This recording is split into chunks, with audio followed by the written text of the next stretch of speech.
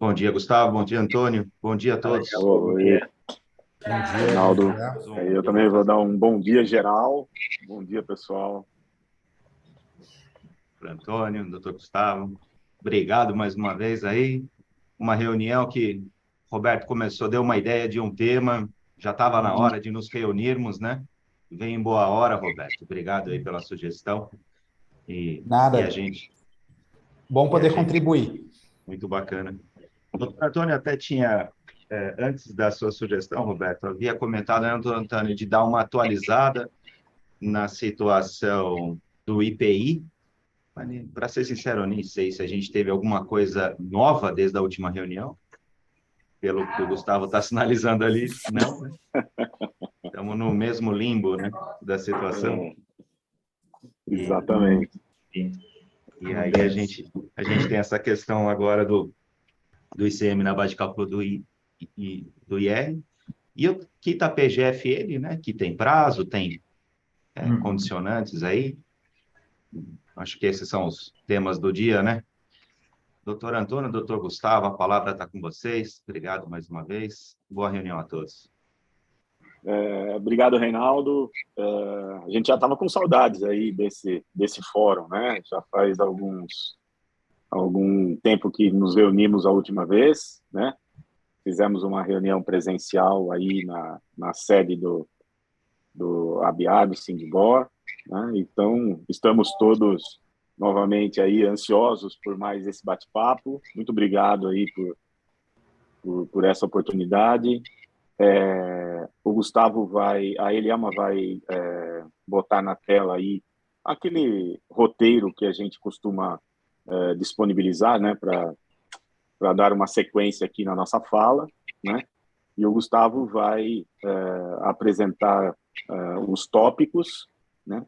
E aí a gente, ao final dessa apresentação que o Gustavo vai fazer, aí a gente abre para perguntas, para questionamentos, para bate-papo, né? Lembrando que essa nossa reunião ela é interativa, né? Então, por favor, fiquem totalmente à vontade para fazer qualquer pergunta, né? Para trocar ideias. Nós estamos aqui para isso, né? Essa dinâmica ela é bacana e vamos manter assim, né? Faz de conta que nós estamos todos aí no mesmo ambiente, né? E vamos bater papo acerca desses assuntos, tá bom? Gustavo, a hora que a Elielma disponibilizar aí, você pode seguir, por favor. Combinado. Então, como o Reinaldo e o Antônio já tinham adiantado, a gente vai falar hoje sobre dois temas, principalmente, né? Sobre o tema do quita PGFN, que é uma nova forma de transação tributária que está disponível para os contribuintes aderirem. E depois a gente vai falar sobre a tese da exclusão do ICMS da base de cálculo do lucro presumido. Primeiro, a gente vai falar aqui sobre o quita PGFN, vou falar um pouco sobre essa transação, sobre as particularidades dela, as inovações que ela trouxe aí na questão de parcelamento. Não nem parcelamento, né? Transação, e vocês vão entender o porquê. E depois a gente trata sobre a tese da exclusão do ICMS, da base de cálculo do lucro presumido.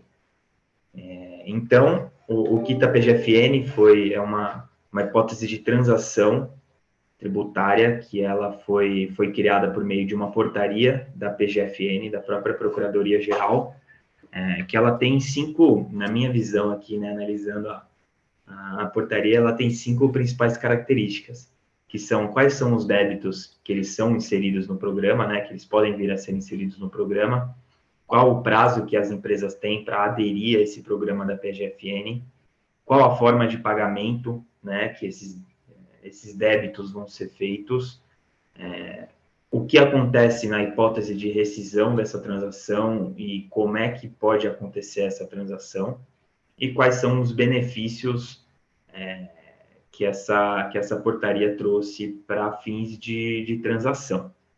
Tá? Pode passar, Eliama, por favor.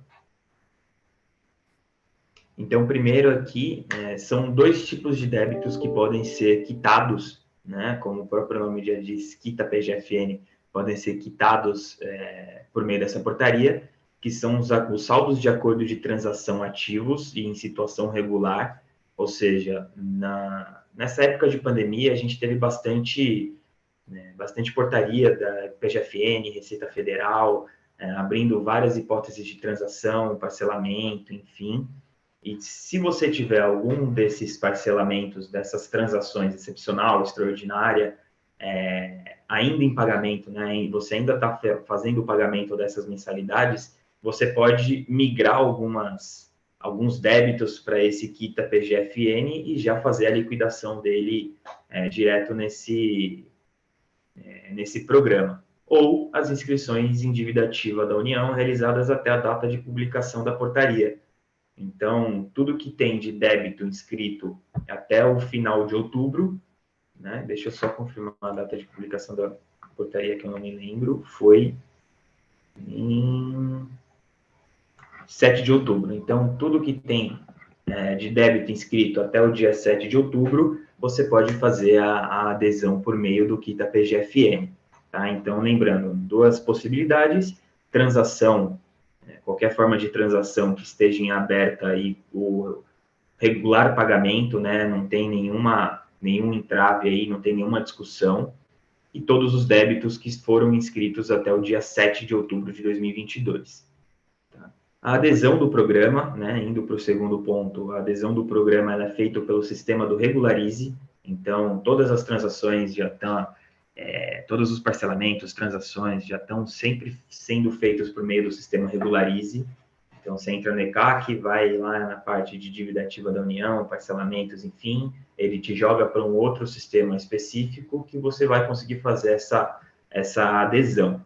Né? Tem algumas particularidades, tem que preencher alguns formulários que tem aqui na própria PGFN de modelo para a gente seguir, mas ele é feito no sistema Regularize e ele pode ser feito a partir do dia 1º de novembro, e o prazo fatal, né, o prazo final para ser requerido, ser solicitado esse tipo de pagamento é no dia 30 de dezembro de 2022, às 19 horas. Faltou um zero aqui, mas é até as 19 horas do dia 30 de dezembro.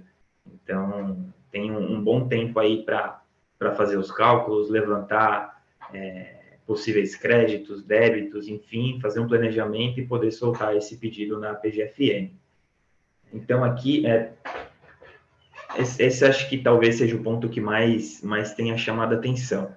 Né? Não se trata de um parcelamento, e sim de um pagamento.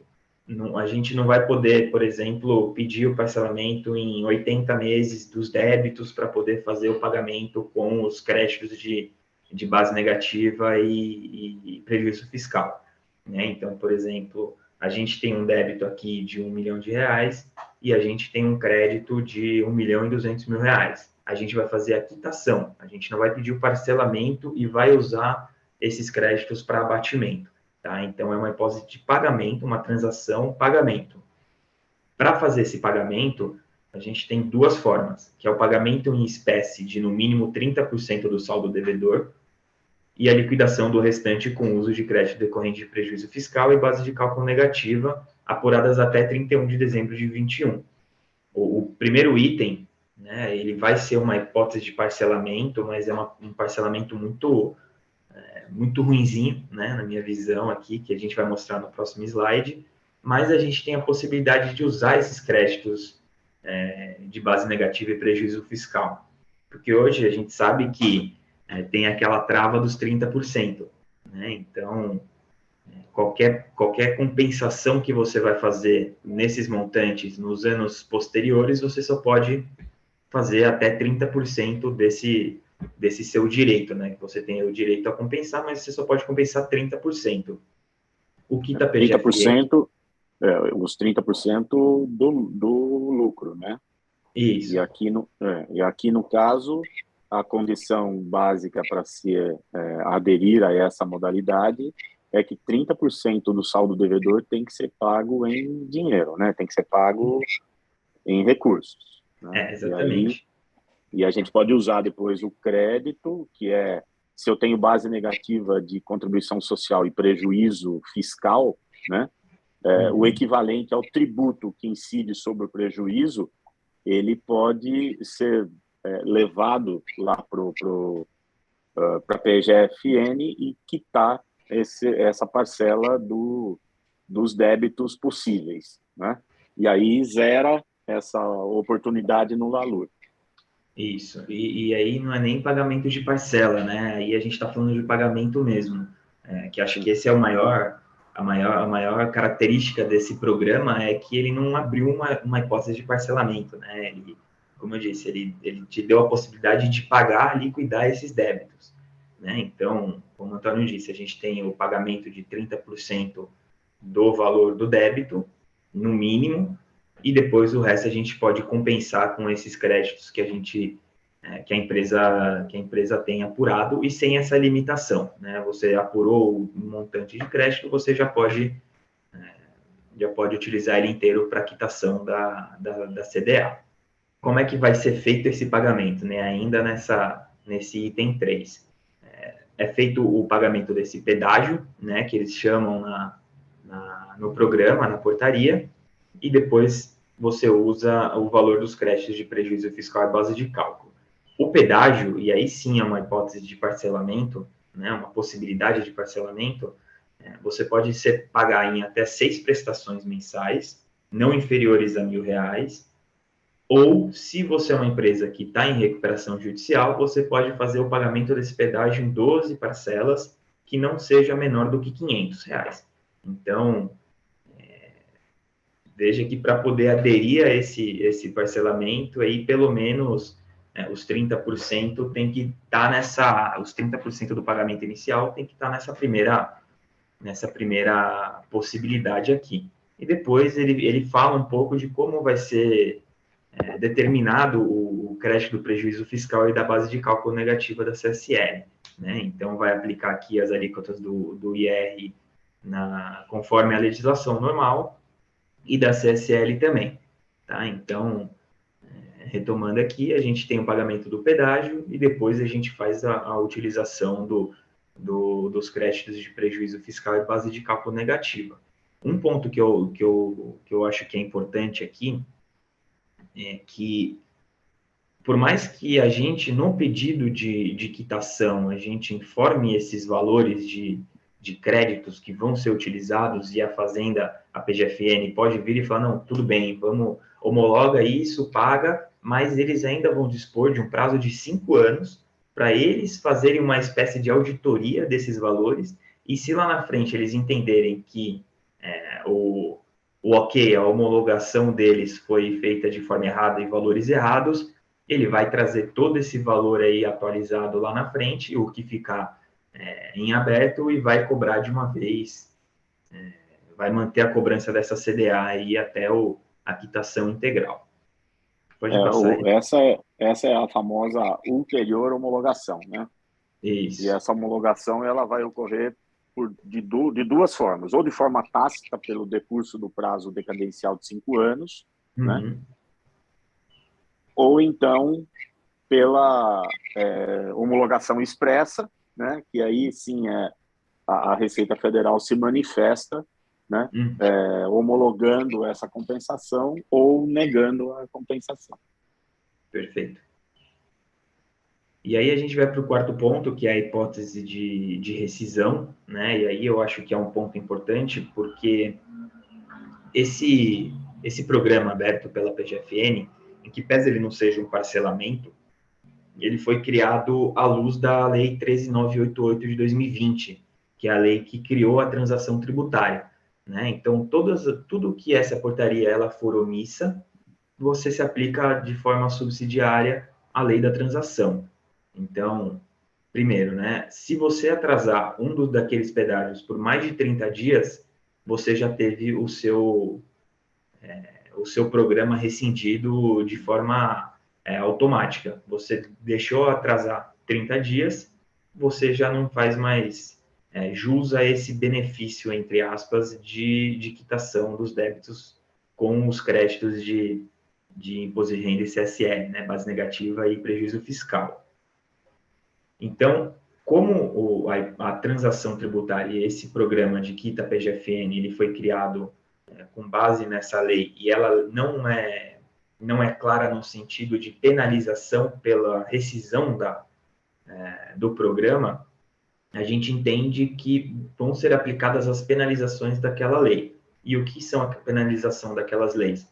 Se você tiver rescindido por inadimplência uma hipótese de transação, você vai ficar 2 anos sem poder aderir a nenhuma outra hipótese de transação, né? Então, acho que isso é o que a gente costuma trazer bastante aqui para as empresas, porque não é que nem aqueles parcelamentos, aqueles refis de antigamente que, putz, não tive fluxo de caixa, rescindi, mas se tiver um no ano que vem eu posso aderir, ou se tiver um mês que vem eu posso aderir também. Não, aqui, como tem sido feito muito nessa hipótese de transação, todos esses parcelamentos, enfim, se você tiver rescindido, você vai ficar 2 anos sem poder fazer a adesão a qualquer tipo de transação, né? Então, daqui 1 ano, você teve esse programa rescindido, está com essa penalização de 2 anos, e vem uma transação aí que vai dar desconto de 100% de multa, juros, encargos, e ainda vai dar possibilidade de pagamento em 250 meses, né? Você não vai poder aderir, não tem para onde fugir, né? Você tomou a penalização da lei e é isso que vai valer aí durante todo esse prazo.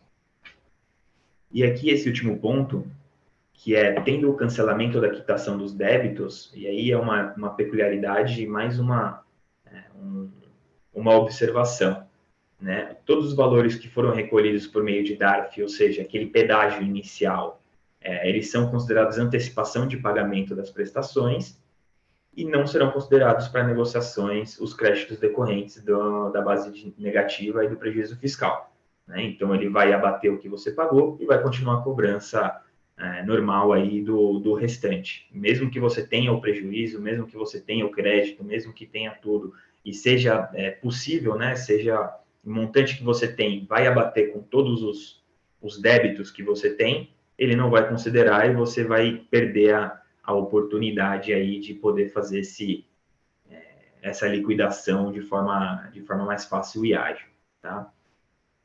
Pode passar ele, por favor. E aqui é o último ponto, que é o 5º ponto, que são algumas reduções e algumas particularidades aí, alguns benefícios que esse programa trouxe, mas que também tem alguns requisitos, né? Então, esses débitos eles podem ser pagos com redução de até 100% do valor dos juros, das multas e dos encargos legais, desde que esse 100% ele não ultrapasse o limite de 65% do valor total da dívida, né? Então, se a redução de 100% da multa, dos juros e dos encargos correspondam a 50% do valor total da dívida, ele vai parar no 65%, tá? Vai parar no 65%. Mas essa redução ela só vale para quitação de débitos inscritos em dívida ativa há mais de 15 anos e sem anotação de garantia ou suspensão de exigibilidade. Então, a empresa tem uma dívida ativa aí de 15 anos atrás, que está em execução fiscal, mas não está sendo pago, não tem discussão judicial, o crédito é devido mesmo e não tem suspensão, enfim. Para esse débito, vale essa redução.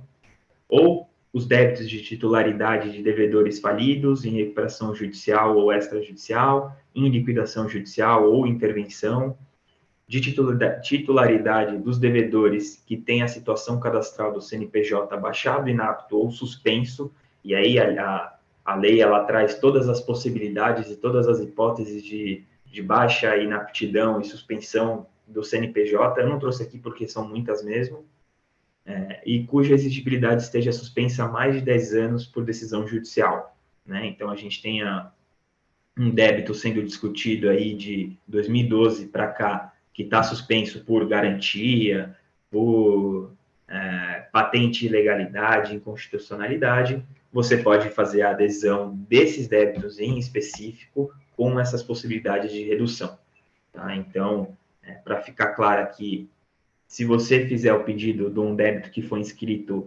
em julho de 2022, você não vai ter nenhum tipo de benefício de redução. Você vai ter que fazer o pagamento, o seu único benefício vai ser a utilização do crédito da base negativa e do prejuízo fiscal. Fora isso, você pode, se você tem essas características aqui desse slide, você pode fazer a adesão ao programa Quita PGFN. Tá? Essas são as principais particularidades aí desse programa. Como eu disse, né, não é um parcelamento, é um pagamento puro e simples, com a utilização de créditos ali que a fazenda entende que, em vez de você demorar para fazer a utilização, você já mata isso com os débitos e traz fluxo, enfim. Mas eu acho que são essas as principais particularidades. Se alguém tiver alguma dúvida, alguma observação, estamos aqui à disposição. Isso, a gente fala no final da conclusão da apresentação, né? E vamos passar aí para o segundo tópico, que é a exclusão do ICMS, PIS, COFINS, da base de cálculo do IRPJ, ICS e contribuição social. Isso. Essa é uma discussão aí que tem tomado força no dia a dia, no noticiário tributário e judicial, porque a ministra do STJ, né, a Regina Helena Costa, que é a relatora do caso, chamou para julgamento o leading case que a gente chama, né, que são o processo, né, são 3 ações, se eu não me engano, que foram unificadas, foram juntadas para ser julgado o tema 1008, que é a exclusão do ICMS só, tá? A exclusão do ICMS da base de cálculo do RPJ e da SSL quando apurados pelo lucro presumido. Então, é basicamente o mesmo pensamento da tese do século, né? O tributo não faz parte da base de cálculo de tributo. Então, o IRPJ e a CSL usa como base de cálculo a receita bruta e não o lucro bruto, e na receita bruta estão incluídos o ICMS, o PIS e a COFINS. Então, por o mesmo racional que a gente teve, e o próprio STF teve lá no julgamento da tese do século, a gente tem que se aplicar aqui também, né? Porque não faz sentido a mesma base de cálculo para tributos diferentes, você usar pensamentos e enfim, valores diferentes, iguais para pensamentos diferentes, né? Então, aqui é basicamente a mesma discussão. Tributo não faz parte da base de cálculo de tributo, e aí a base de cálculo do IRPJ e da contribuição social é a receita bruta. Então, por isso que tem se discutido isso. Deixa eu só fazer um complemento aqui, né, ajudando aí no raciocínio, no pensamento. Quando foi decidida a tese do século, né, a tese do século disse que a receita bruta não é composta pelos tributos, pelo débito de tributos, né? Então, quando ela disse isso, ela não definiu especificamente, dizendo assim, olha, isso aqui só serve para o caso de exclusão do ICMS, da base de cálculo do PIS e da COFINS. Ela deu um novo entendimento sobre o que é receita bruta, né?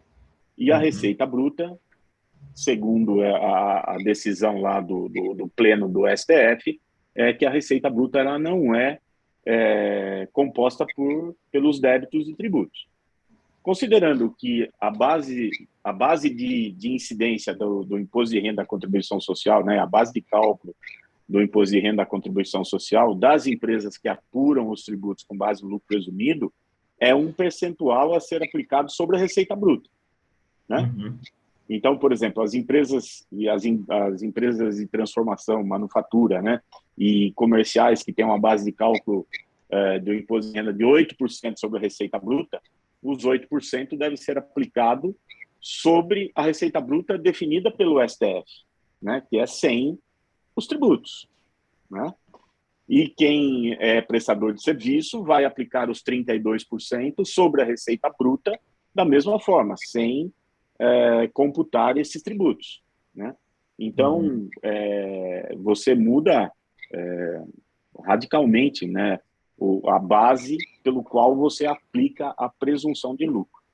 E sobre a presunção do lucro, né, aplicado sobre essa base sem o PIS, COFINS, o ICMS, aí sim você aplica a alíquota de 15% do imposto de renda, de 9% da contribuição social, né?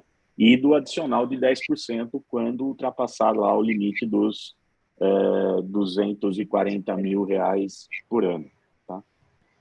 Ok, segue aí, foi só para ajudar aí. Sim. E aí, né, feito a consideração sobre o conceito da tese, é importante falar que o leading case, né, que está sendo julgado como um recurso repetitivo no STJ, a ministra relatora, ela já proferiu o primeiro voto, né, que é a favor do contribuinte, que o ICMS não faz parte da base de cálculo do IRPJ da CSL quando no lucro presumido, mas ela também já propôs a tal da modulação dos efeitos, né? Então, ela já está querendo que no julgamento já module os efeitos para a data da publicação do possível acórdão que pode vir a ser publicado aí nos próximos dias, meses, enfim. Então, para quem está aqui com a gente sempre na comissão, é aquilo que a gente gosta de sempre relembrar, né?